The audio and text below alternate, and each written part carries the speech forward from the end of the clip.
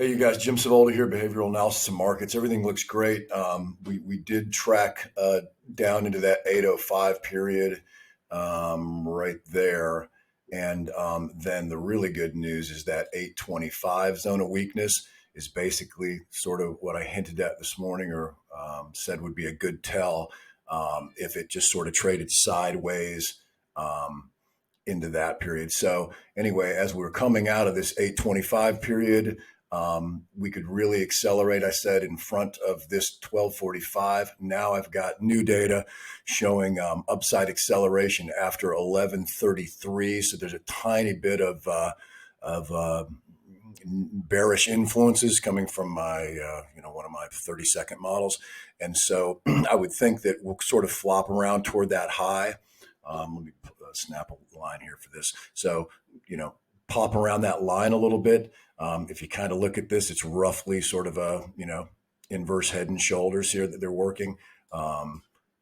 So anyway, it looks to me like that's probably what will happen. We'll flop around that price high, start to break out and accelerate to the upside after 1133 my time. And then I have a new note here, $36 to $38 here would be my guess in front of this zone of weakness.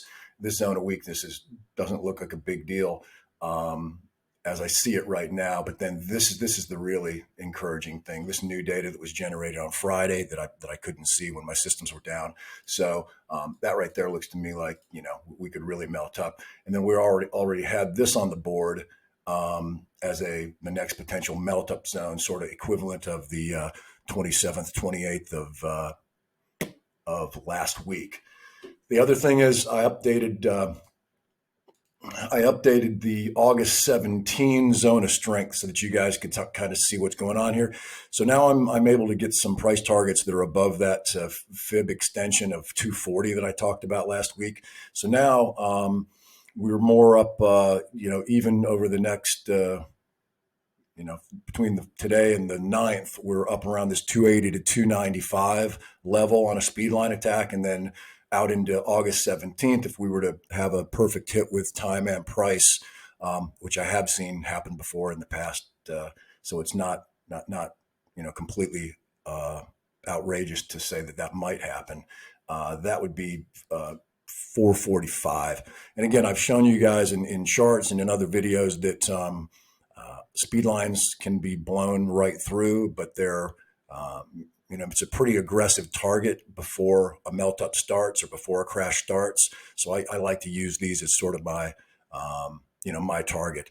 Doesn't mean we can't blow right through them. Like I told you guys in that GME move into the model's predicted zone of strength, GME moved $200-300 through that speed line. It'll make contact and wobble a little bit, but then it can accelerate. So anyway, everything looks great. That's it. I would pay close attention to that time period right there. And that gives you some really nice upside prior to this zone of weakness. This is just sort of a best guess. We could go wherever. All right, you guys, good luck.